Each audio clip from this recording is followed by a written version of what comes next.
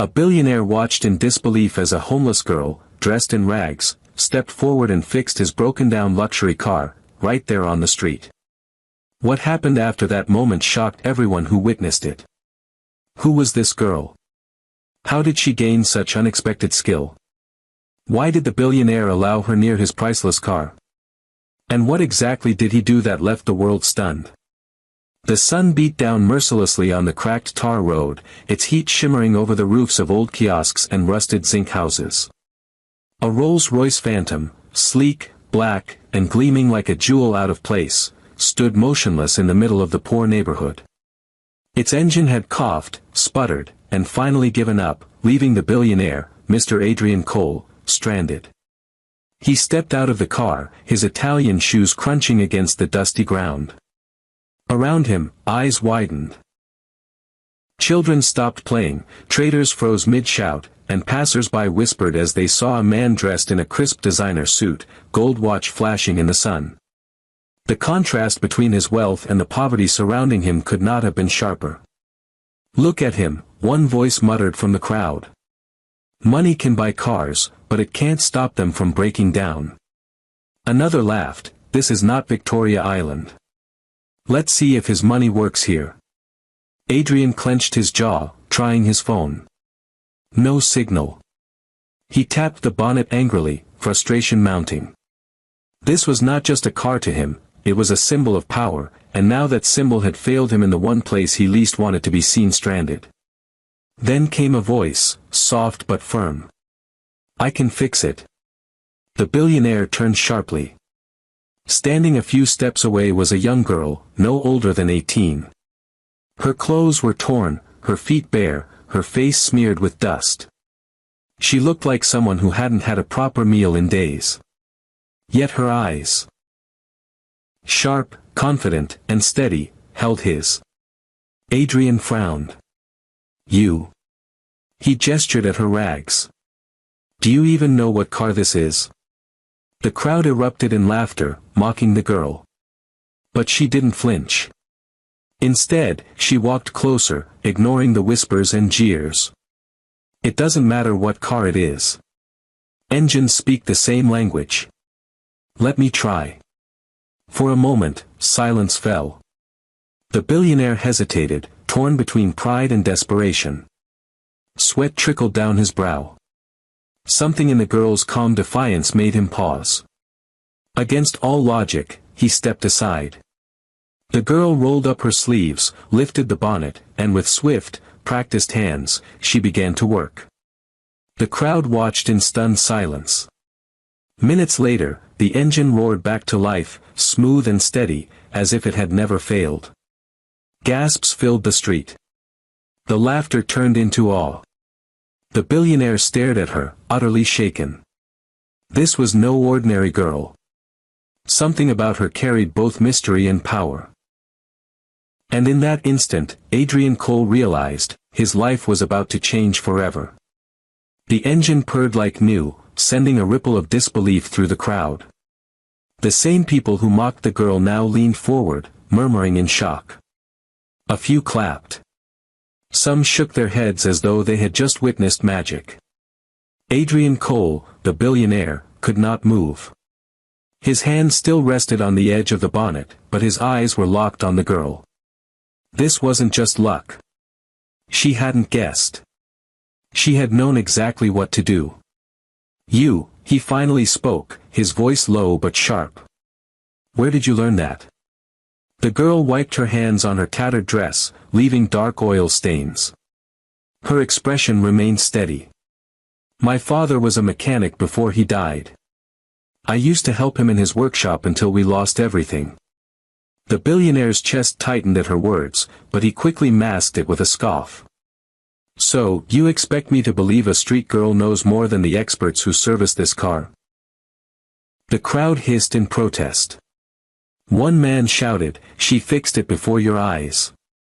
Another added, "Give her respect. This girl has talent." Adrian ignored them, but inside, his pride wrestled with a new feeling, curiosity. This girl had done what even his professional team might have struggled with on the spot. The girl, however, wasn't begging for praise. She simply stepped back, ready to walk away. "Your car is fine now. You don't owe me anything." Something about her tone stopped him cold. No plea, no desperation. Just quiet dignity. He had expected her to ask for money, for help, for something, anything. But she turned as if she had only done a small chore. "Wait," Adrian called out. The girl froze, her back to him. Slowly, she turned, her eyes questioning but not submissive. "What's your name?" Adrian asked. "Amara," she replied softly. The name lingered in the air like a whisper. Adrian's heart, though hardened by years of wealth and power, felt a flicker of something he hadn't felt in a long time: respect. The billionaire glanced at the crowd still watching, their faces expectant. For the first time, he realized this wasn't just about a broken car. It was about something far bigger. And deep within him, a decision began to form, one that would shock not only Amara, but everyone around them. The crowd still buzzed with whispers, their eyes darting between the billionaire and the homeless girl. Amara stood quietly, her thin frame outlined against the glow of the afternoon sun, as if she were carved out of resilience itself.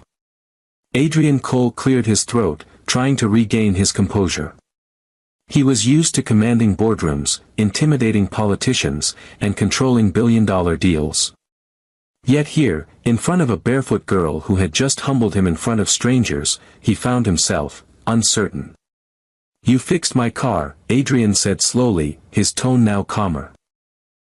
"But you didn't ask for anything." "Why?" Amara lowered her gaze briefly before meeting his eyes again. "Because not everything is about money. My father taught me that." The words cut through him. Around them, the crowd fell silent, sensing something unusual was unfolding. Adrian studied her face, the tiredness in her eyes, the dirt smudged across her cheeks, but also the fire of determination burning within. He saw not just a homeless girl, but untapped potential. Finally, he spoke. "Amara. I don't give handouts. But I do give opportunities." A gasp rippled through the crowd. Some murmured, others leaned in closer. Adrian continued, his voice firm now. "Come with me. Work for me. I'll give you proper training, a roof over your head, and a chance to prove yourself. What you did today. I can't ignore it." Amara's lips parted, stunned. She looked around. At the faces of the people who had always looked down on her, at the children staring wide-eyed, at the women whispering in awe. Was this real? Could a man like him truly mean it? The crowd urged her on. "Say yes," someone shouted. "This is your chance," another echoed.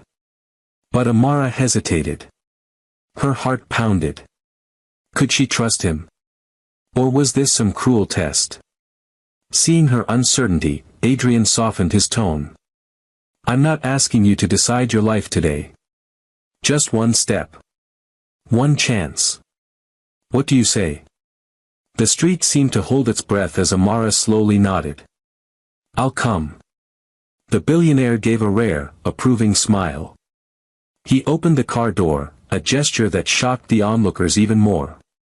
For the first time, a homeless girl was stepping into the back seat of a billionaire's car, not as a beggar, but as someone chosen.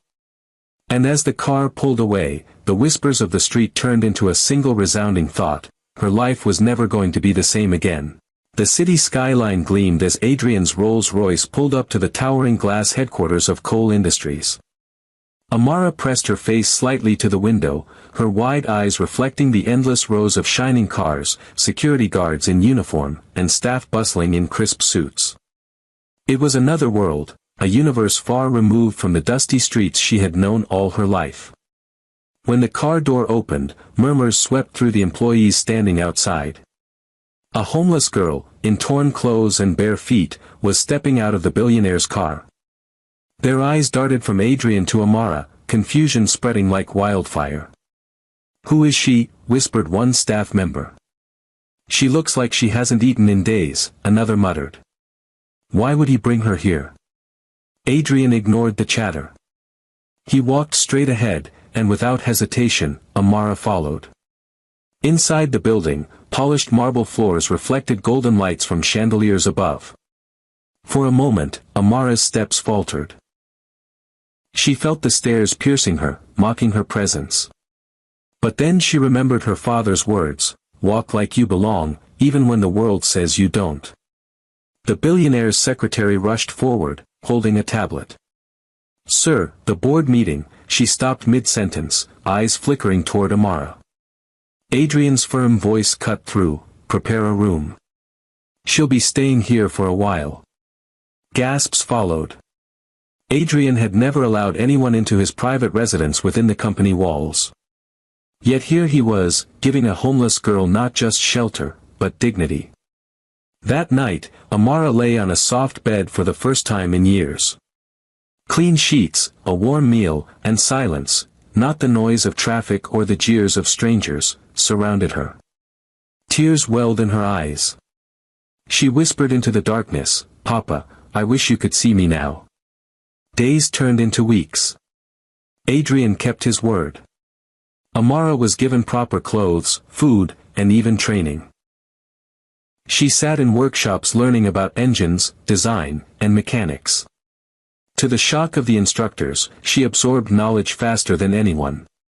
Her hands, once dirty from the streets, now turned wrenches and sketched engine diagrams with precision. Some mocked her at first. She'll never catch up. She's just a street girl. But soon, those same voices fell silent as Amara outperformed even the trained apprentices. Adrian watched from a distance, often pretending not to care, but secretly, he was moved. This wasn't just charity. This was discovery. He hadn't just helped a girl, he had uncovered brilliance hidden beneath hardship. One evening, after a long day of training, Amara approached him. You didn't have to do this, she said softly. Adrian looked at her, his expression unreadable. You fixed my car when no one else could. Now, it's my turn to fix your life. But remember, Amara, the rest is up to you.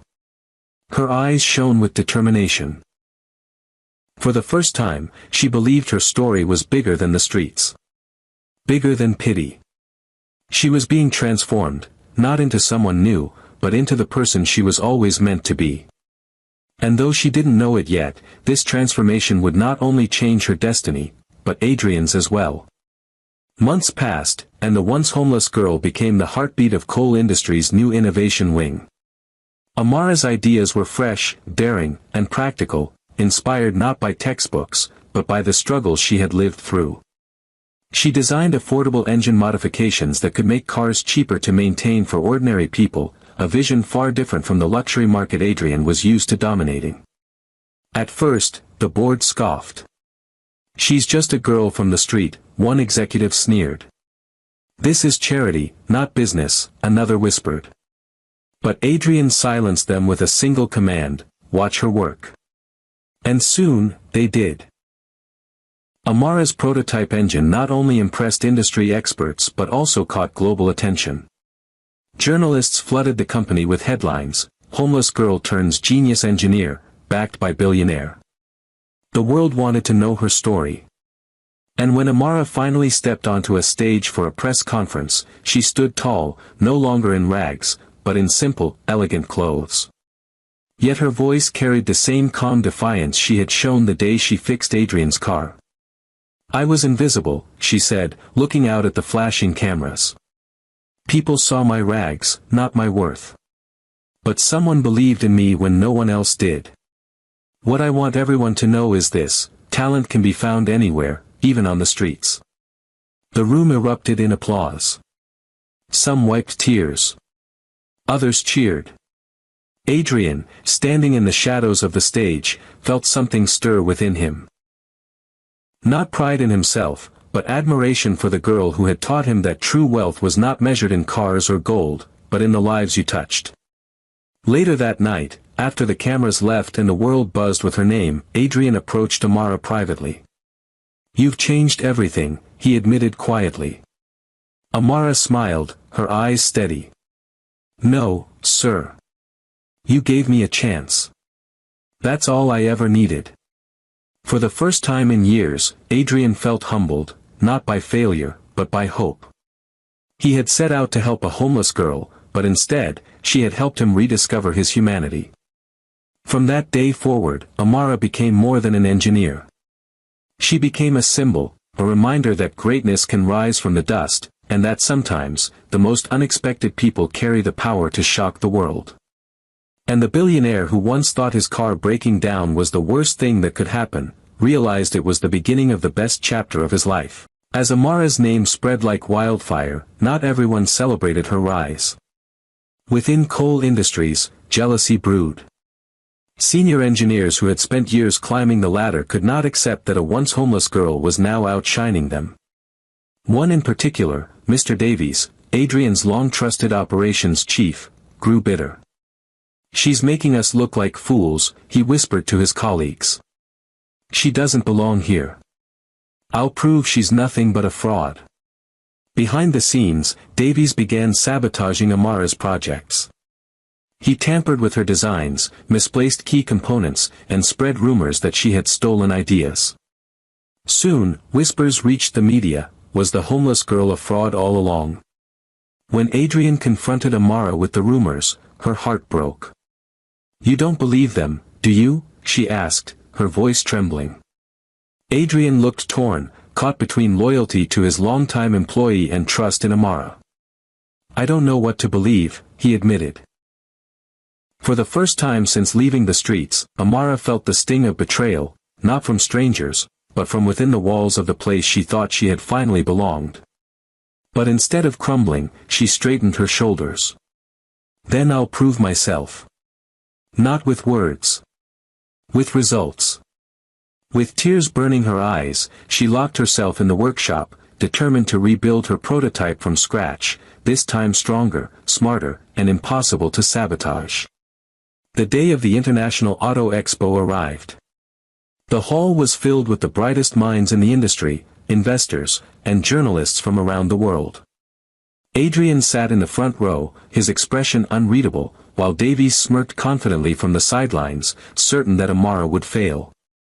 When Amara stepped onto the stage, the lights illuminated her face, no longer a girl of the streets, but a woman forged by hardship and resilience.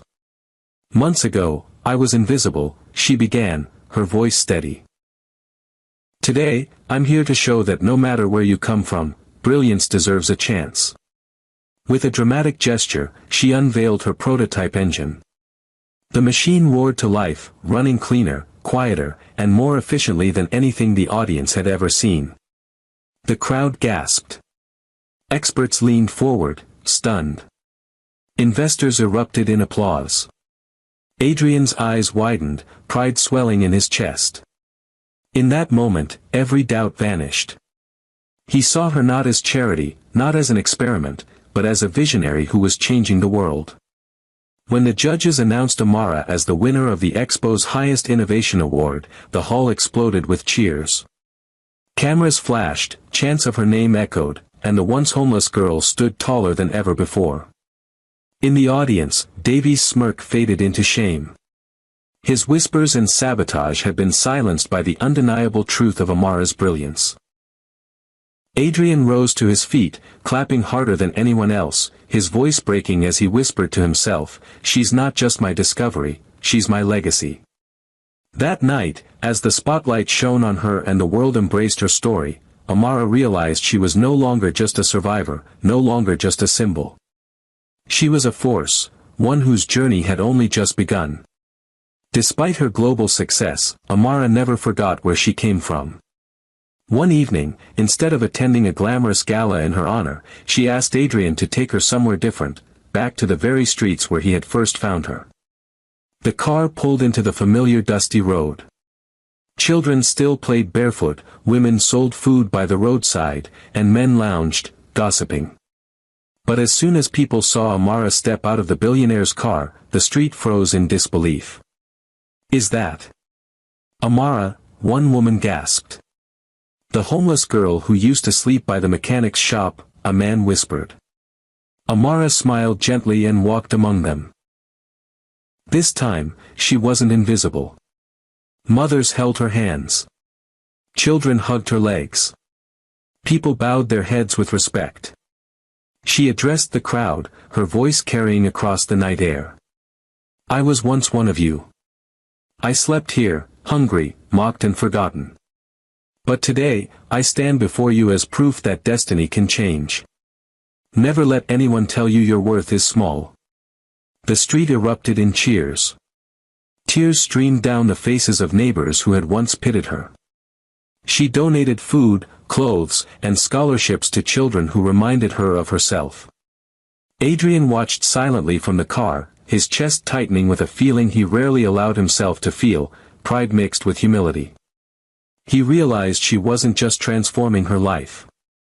She was transforming the lives of others too. And in that moment, Amara's return to the streets became more than symbolic, it was the beginning of a movement.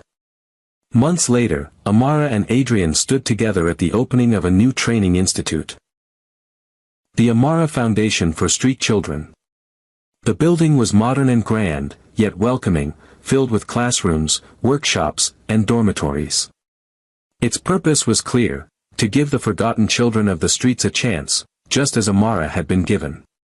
At the inauguration, reporters gathered, cameras flashed, and a sea of children cheered.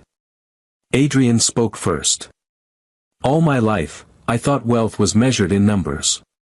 But meeting Amara taught me that true wealth is measured in impact. Today, we begin a legacy that will outlive both of us." Then Amara stepped forward. Her voice cracked with emotion as she declared, "This institute is not about me. It is about every child who has been overlooked, every dream that has been silenced. From these halls will rise inventors, leaders, and dreamers who will shock the world, just as I once shocked him." The crowd roared with applause. Adrian placed a hand on her shoulder, and for the first time, the billionaire and the once homeless girl stood side by side as equals, partners in a mission far greater than themselves. As the ribbon was cut, balloons soared into the sky, and Amara's eyes glistened. She wasn't just a survivor anymore, or even just a symbol. She was a legacy, proof that hope, once sparked, could ignite generations. And in the hush of the moment, Adrian whispered to her, "Amara, you didn't just fix my car, you fixed my heart, and the hearts of everyone here." Just as Amara's foundation began to bloom, tragedy struck. A fire broke out one night in the Training Institute's workshop. Flames roared, smoke filled the air, and terrified children screamed for help. Adrian's security team rushed to evacuate, but many panicked kids were still trapped inside. Without hesitation, Amara dashed into the burning building. The memory of her father's words rang in her ears, "Never walk away from those who need you." Inside, the heat was suffocating, the fire crackling like a beast hungry for destruction. Amara found a group of children huddled in fear. "Come with me," she shouted, her voice firm yet calm. With quick thinking, she soaked cloths in water and wrapped them around the kids' faces, guiding them through the smoke toward safety. Outside, Adrian watched in horror. "She's still in there," he roared, pushing past guards, ready to run inside himself, but before he could, Amara emerged from the flames, carrying the smallest child in her arms. The crowd erupted in cheers, their tears mingling with relief. As the fire brigade doused the last embers, Adrian rushed to her side. Her face was blackened with soot, her clothes torn, but her eyes shone like fire itself. "You could have died," Adrian whispered hoarsely. Amara coughed, then smiled weakly. "Some things are worth dying for." In that moment, she wasn't just a survivor, a genius, or a symbol. She was a hero. The fire only amplified her story. Soon, invitations poured in from across the globe. And one fateful day, Amara stood on the stage of the United Nations, addressing leaders from every nation. Her speech was not about her own rise, but about the countless children still trapped in poverty, invisibility, and despair. Hope is the greatest engine, she declared, her voice echoing across the chamber.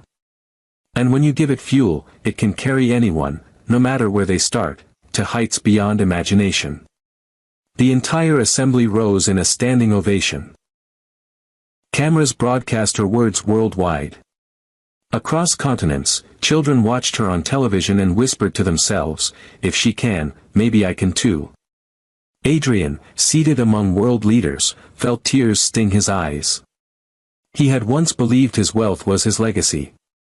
But now, he realized his true legacy was the girl he had almost driven past that day on a broken street. As Amara walked off the stage, the crowd still roaring, Adrian met her backstage. "You're no longer just Amara," he said softly. "You're history." She smiled, not with pride, but with purpose. "No, sir. I'm just getting started."